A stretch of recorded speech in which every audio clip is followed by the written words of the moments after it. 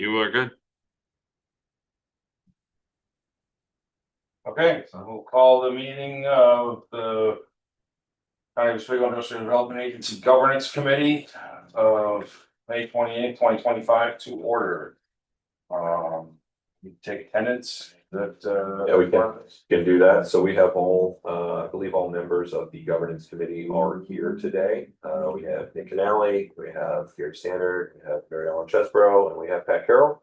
We are also joined by myself, CEO of the IDA, Austin Wheelock. We are joined by CFO Kevin Lamontagne, and we are joined by Operations Oswego County staff Nathan Evans, and our general counsel Kevin Carroll.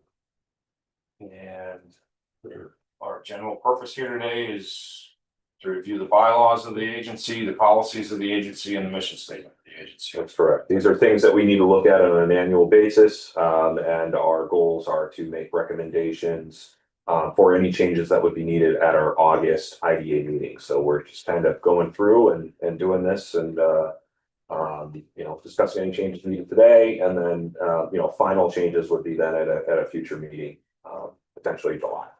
Okay. So without further ado, let's hand it over to Kevin Caracoli and take it from there. All right, thank you. So first off, the bylaws. The good news is the agency reviewed these, made modifications, and just reaffirmed these bylaws within the last year, amended them, revised them, and adopted them in June of 23. Reaffirmed them last August. So here we are again. So the good news is that not a lot of changes. I have gone through at the direction of Austin and the governing committee just to see if there were any changes in state law that we had to conform to. Good news again, there really isn't. I just wanted to make sure that we have everything that's covered. The one thing that so there's what's required, and then what is best practice, and what maybe has been historically things we've done. One of the things we have done from time to time is create committees, like state ad hoc committees. We do have our standing committees, governance, audit, and finance, but from time to time there's other committees that may pop up, like for the nuclear power UEJ and stuff like that. Things like that, right? So the bylaws didn't have a mechanism for the chair to create a ad hoc or pop-up committee, so to speak, special committee. So we added that in there. I've highlighted that. I didn't number these pages, but it's the Page 5. The fifth page in section 5, ad hoc / special committee, so that the chairman from time to time and as needed can create a committee to address a particular issue, right? And so it's really broad and designed that way because they need a committee of 2 or 3, or you may need a bigger committee. So the other thing I did do, and we've talked about this, and I don't think that there's anything inappropriate about it doing this, but I left there room that if you brought members of the community, business, or otherwise in that weren't IDA board members, you're allowed to do that, so long as there's a majority of IDA board members that are on the committee. So, I don't think that there's anything, again, inappropriate or illegal to have outside assistance. In fact, in some respects, it's probably beneficial. But so that provision's in there. The other committees, I think, are specifically related to IDA board members. In other words, governance, you have to have IDA board members. The issue there is you have to have independence. So you have to have enough independent members of those boards, but I think we're covered there. Beyond that, I didn't see, again, because we cleaned this up. If you recall, some of us crashed. Oh, Section 4, page 4. yeah, you know what, there's something leads me to believe that you got an older version of this, but again, the good news is the only thing that it's this group. Yeah, I see that.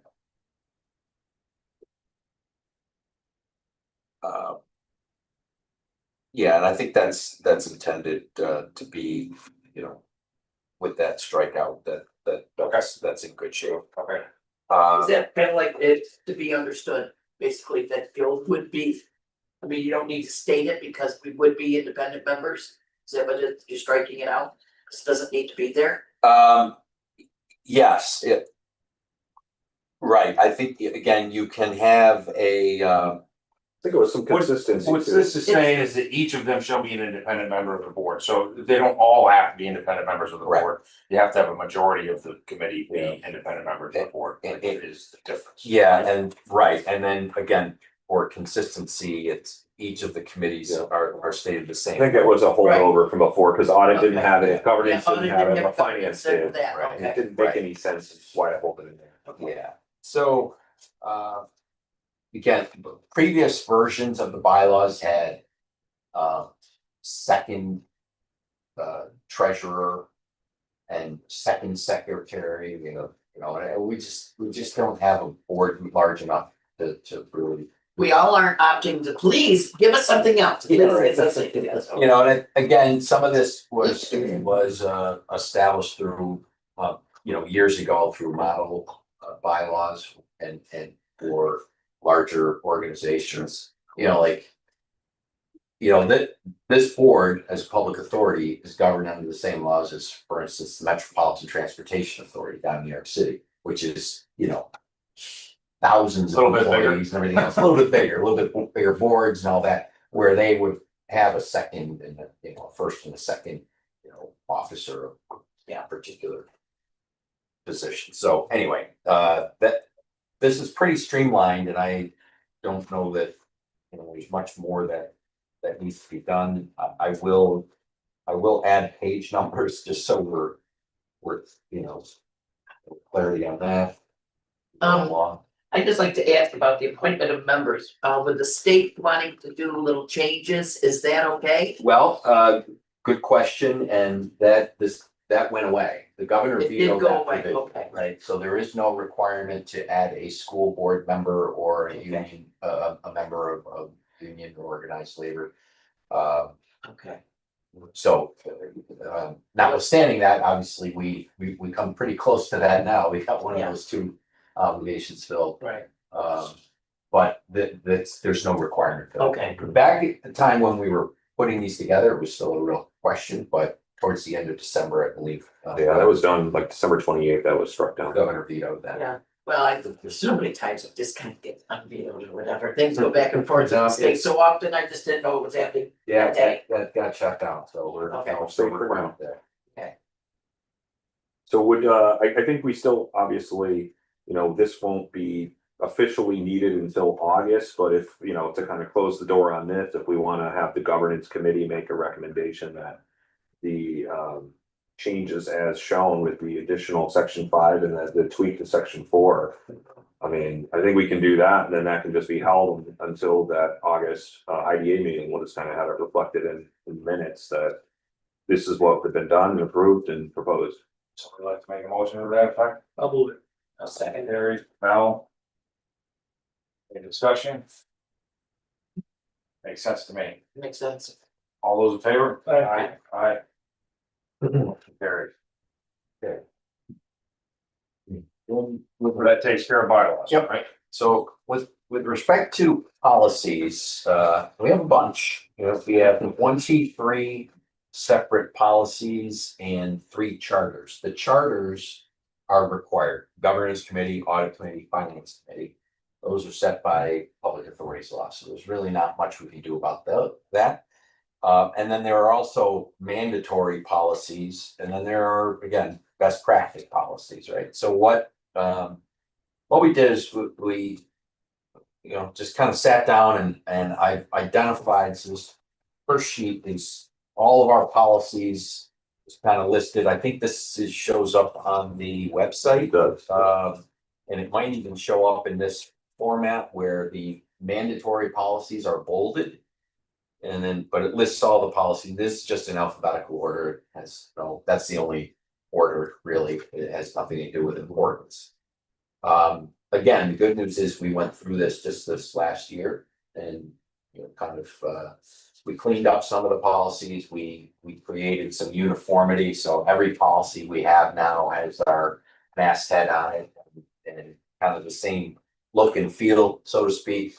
But those are our policies. There is, I was about to say there aren't any new policies, but there technically is one, and that relates to the FOIL and open meetings law. We've always had a FOIL policy, like if somebody files some for some records under freedom of information, there's a process that we follow. But now the state has mandated that each authority adopt a specific policy related to freedom of information law and open meetings law. The reason we're live streaming this right now is because we're complying with the Open meeting policy. open meetings requirements the state's established. So, so that's a policy that we will need to look at and revise and bring it into conformity with the state law. So we currently don't have any policy regarding that, or we have a FOIL policy, okay, but we need to expand it to incorporate the open meetings provisions, that's all. And we've been complying with on its own, we just didn't have its own separate policy. Exactly. So can it be combined with FOIA? Yes, that's how I've got it here as a FOIL and open meetings policy, and that's how most of every other agency IDA around the state that I could find. I didn't go through every one. Does the state have like a template? They do. Okay. And there's IDAs that we can use as sort of a template as well, you know, Yeah. so we, you know, similar to like what we're gonna do with our mission statement, we're gonna maybe take a look at 3 or 4 of them and just say, hey, what's the best way to do that? So, and then, you know, Austin and I and others, you know, came up with this spreadsheet, right? That just, so we wanted to, you know, list all the policies, identify which ones are mandatory, which ones needed to be revised, and which ones aren't really necessary.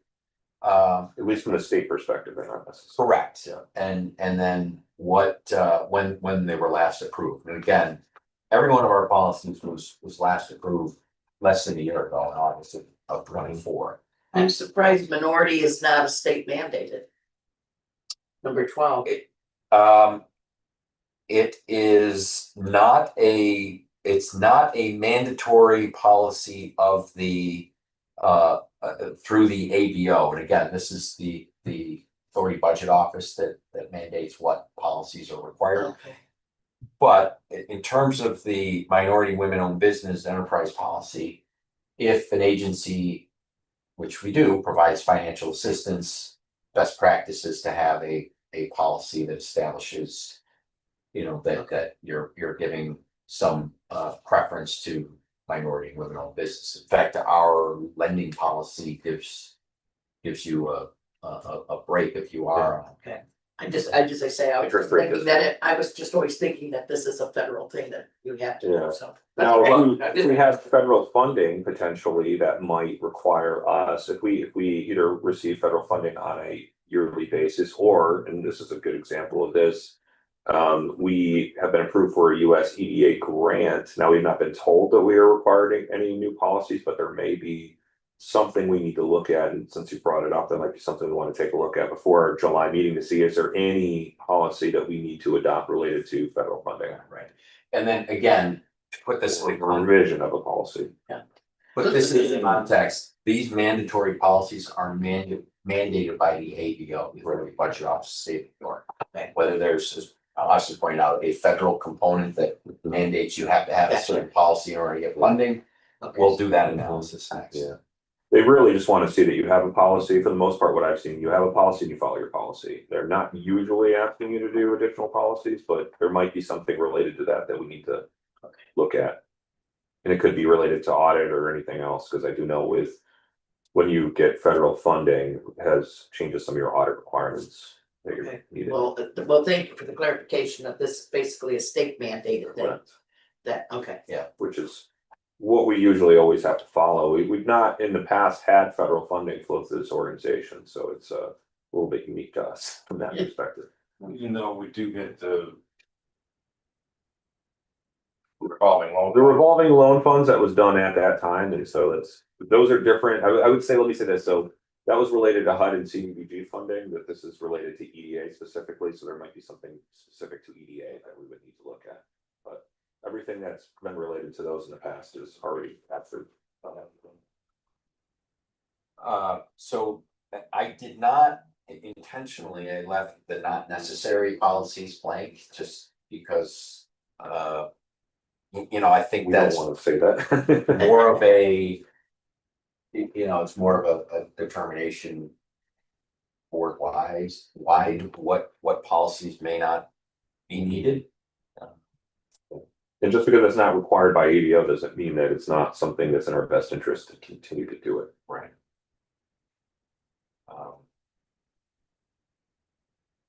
So what this is saying, Kevin, is that outside of the,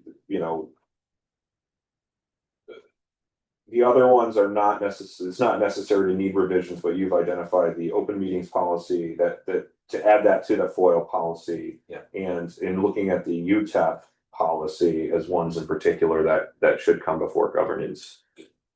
Yes, and with respect to the UTEP policy, I mean, you'll note, if you're looking at that spreadsheet, number 18, the solar project pilot deviation policy, that's kind of a subset of the UTEP. UTEP. Uniform tax exempt policy. So every agency, Thank you. again, under the general municipal law, Mel, every agency is required to adopt a uniform tax exempt policy. It's initially adopted by the county ledge actually does it, and then as it's it can be revised, it can be modified, and then that's really the question whether if we're looking to do a complete change to that policy, whether it goes back to the county legislature for a vote, or we just do these modifications like we did on solar policy, which was just kept in within the board. The challenge is when you do a complete new or revised UTEP, each of the municipalities within the county get an opportunity to It's every tax authority, I believe, because even Every tax schools as well, yeah. tax.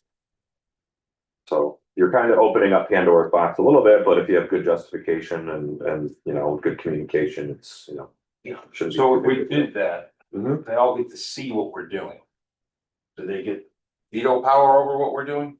They don't get veto power. Ultimately it's the county legislature that votes on the final product. Okay. So in your case, you need 13 votes Yeah. to approve a UTEP, right? What I will say is, so last year, the Onondaga County IDA opened up their UTEP to add their new housing schedules to that. Which is what we're. One of the things we're considering, and obviously when you open it up, let's just make sure everything's kind of where we want it to be. But when they did that, there were 3 towns in that I'm aware of that opposed it, that they didn't like what they were changing with it. The legislature still passed it. I mean, it was, out of, however many, towns and villages and everything else, we had 3 out of the entire total that were in support of it, but that didn't mean that, the legislature wasn't gonna approve it. It doesn't go up to a vote, it's not a countywide referendum, it's strictly, it's the county legislature's authority and purview to adopt the policy. But you have to notify each taxing authority, they have the right to participate in a public hearing, say why they don't like it, or did you think about this, or you missed that, or whatever. But ultimately it comes down to the county ledge voting on it. So. Looking at this list, I don't see any that are just blatantly not necessary. Yeah, but there was a reason at one time or another, each of these were put in, I would say that we don't start cutting things out that aren't Yeah. needed at this point. More policies you have that just covering your ass. Yeah. I mean, at least that's the way I've always seen policies, that gives you a reason. If somebody doesn't like what you're doing, it's not an argument, that this is our policy. And if the policy doesn't work, then we bring it back to the table. But policies are there to take care of business, I think, and to really have a reason as to why you're doing business as you are. Yep. At least that's always. Policies are in place because something happened. Yes, yes. And Yeah, But I never liked policies when I was at the fair until we had a good guy that come in from the state. And he explained very thoroughly that the policy is here so you can do your job, and if somebody disagrees, you've got the policy to back you up as to, this is why we're doing it. And it gives you a backup of it, and then he said, and if it doesn't work, we can go back to the board and we can change it. And that's what I kind of liked, and I've ever since then, there is a reason for policies. Yeah. And so it just helps you. yeah, and I could look at each of these and it's, it's to protect us, to make sure that we have a policy that we follow, so we're not creating new rules every time we do something. Yeah. So keep consistency and Mhm. transparency. And there's a reason, so yeah. So at this point, there are two policies that need revision. Right. one for To sure, come into compliance. the Foil. oil open meetings definitely needs it. The uniform tax exempt policy, we checked as need revisions, or at least to discuss it because of what we're talking about in terms of housing, infrastructure, some of these other. And that doesn't have to, so one thing I want to say is that it doesn't have to be done at our August meeting. That doesn't, I mean, so it's not like, let's ran it through to make sure we get it done by that meeting. If we determine, because we're gonna have a special meeting related to, the results of the housing study. We're gonna have that next week. And then we're gonna really kind of start talking about, implementation of some of the recommendations and things. And some of those things might take some time, might take a couple months. So if we don't necessarily, if we ultimately come out of this and say, yeah, we want to revise our uniform tax exempt policy, we believe that all the changes or recommendations will be ready by September, and then that's going to have to go out to the taxing authorities, and then it can come back for potentially a vote in either October or November. You just have to do it within the calendar year of the, so if we decided we could do two things, we could, I'm not saying we should do it, but we could say that we reaffirm it in August, and then you change it 2 months later. There's nothing saying you can't do that, but You have a public hearing, so. you change it, you do. Oh, absolutely. But to reaffirm policy, you Puts it don't out, need to do yes. that. To reaffirm any policy, you don't need to do 1 a month public to set the date, the next month to have the public hearing, so. Yeah, and keep in mind, the current uniform tax exempt policy has language in it that, as does the general municipal law of the state of New York, that allows agencies, IDAs, to deviate from their uniform tax exempt policy. And it's very broadly mentioned that way, right? What we're talking about, what we have been talking about, particularly as it relates to the housing policies, is just to focus on that particular industry and to generate or spur some development along those lines. And if you look at, again, it's a model, it's an example, it's not necessarily what we may adopt, but if you look at Onondaga counties, they have 3 separate categories of housing that they offer pilot benefits for. They've got market rate, and which is very short, like 3 years, just to get a project underway and to have the developer recapture some of their costs, right? So it's only designed for 3 years. You've got affordable housing. It's a longer formula. And then you've got the senior lifestyle, retirement home type of pilot agreement. Again, that is for a certain length of time. I think I provided previously that UTEP policy for Onondaga County to you. If I don't, I think I have additional copies. Take a look at it. I mean, it's like 17 pages long. They got it really broken down. Ours is 3 pages, ours is 7. Yeah, and I'm not saying that we need to match that, Yeah. but we may want to put we just want to take a little more deliberate look at it. So we put it in the need revision category, but as Austin said, it doesn't have to be done for August. Right. I'd rather be thoughtful and do it right than just to push it through and then have to do it again a couple months later because we didn't think of something. From what I understand, Tompkins County had also some unique ways of looking at that too, so it might be worth taking a look at what they're doing down there. Yeah. The They were one of the ones mentioned at the IDA Academy that you went to, yeah. Mentioned by people from the state as one that was, you know, well done, so to speak. So I think that what we need to do as far as where we're at right now, from my sense, is I would like to ask for a motion to ask Kevin to rewrite the FOIL and open meetings policy to come into compliance with the current law and get that taken care of and make that motion, make that now and have that happen so that it's done so that we can do it for the August meeting. Yeah, And- and I think as long as nothing changes, I think we would still look at this, you know, we would have another governance committee meeting in July. Potentially could have it in August, it could be right before the August meeting is sort of to do it and then have to have, so we Review have whatever. So we have some flexibility, it doesn't have to be for July, but it's one of those, you know, it's good to have it so that there can be some discussion if there is any potential changes being recommended, but. But yeah. I think it's- And then my sense for the, so why don't we do that? Let's take a motion for that. I'll make a motion. Mel and Pat, any more discussion on that? All in favor? Aye. Motion carries. As far as the uniform tax exempt policy. My sense would be that we're probably gonna reaffirm the same policy in August that we have right now. What I think we need, what my sense of what we would need to do is to review what Onondaga County has done within this group. Review maybe what Tompkins County has done, or maybe I don't know if there's an IDA in Ithaca, that did it, if it was just the county or if it was a specific. I think it was. Like you said, it's just the I county. just have the one. And then I'd like to look at our housing study, Mhm. right, and see where that falls and what we can take from the housing study, what recommendations that we as a group want to, how we wanna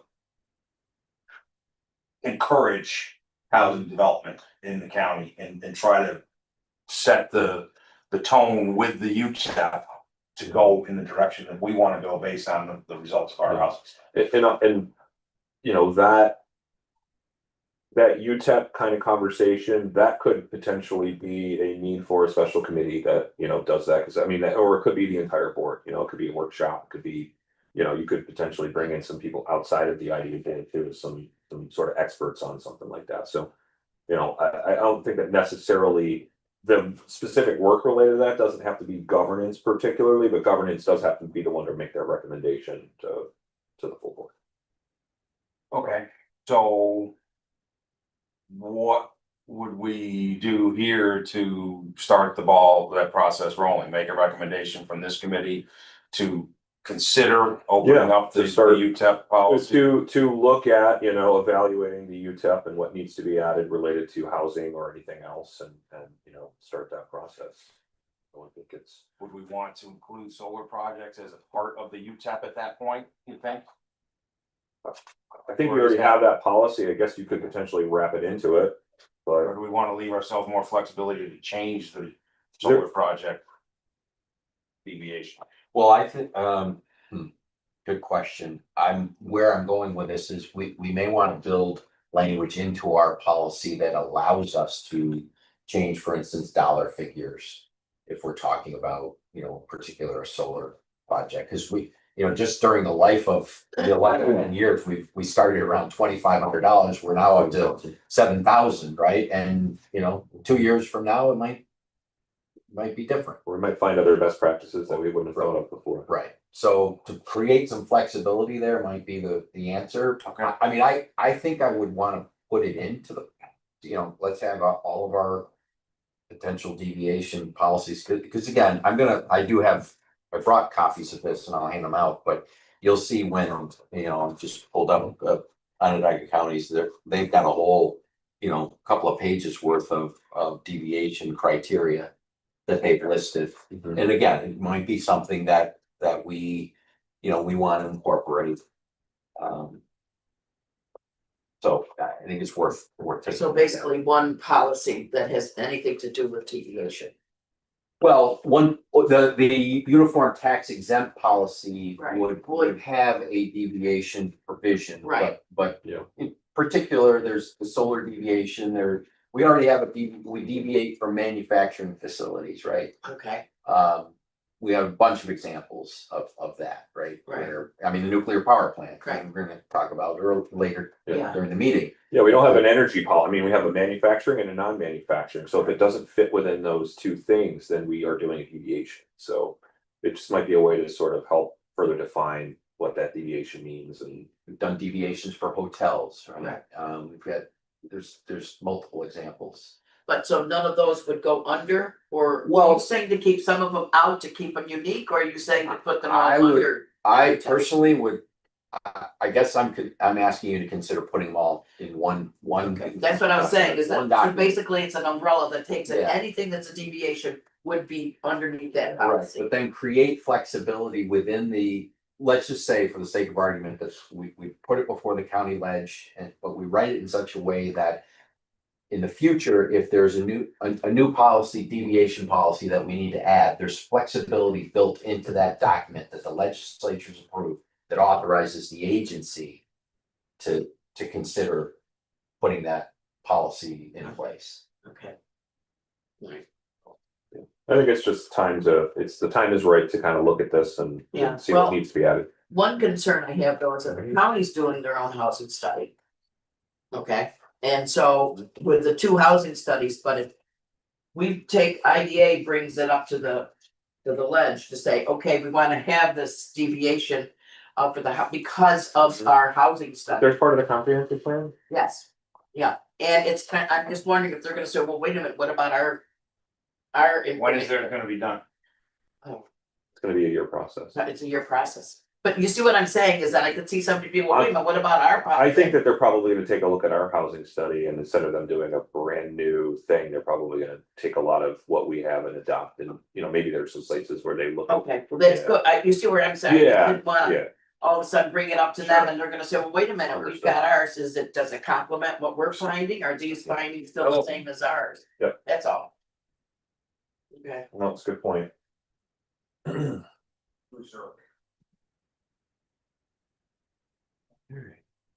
Well. That's really, I think, all we had with respect to policies. Yep. Yeah, I think that there was nothing else that's been determined that needs to be changed and. I. Do not have that. I probably do. Yeah, I think I do have it, but good to have it for this file. So the third thing we were looking at is sort of a mission statement review. So I have, you should have in front of you, sort of the first mission statement is the County of Oswego Industrial Development Agency's mission. And then I've listed several of our peer IDA, their mission statements. And I've highlighted two in particular that make specific mention of housing. Other ones sort of, they don't mention it directly, but they, sort of generically through quality of life or other things. But, Herkimer County IDA in particular and the Monroe County IDA have specifically mentioned, within the types of projects that they serve, projects that support job creation, housing, business, industrial development, community revitalization. That's what Herkimer County says.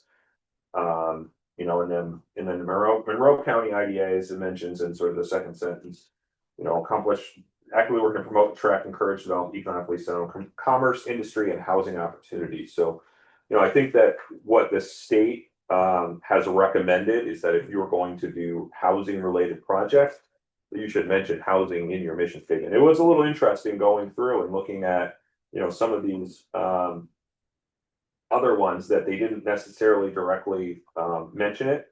Saratoga IDAs doesn't mention it, Erie County doesn't, some of these Chautauqua, some of these ones don't mention it.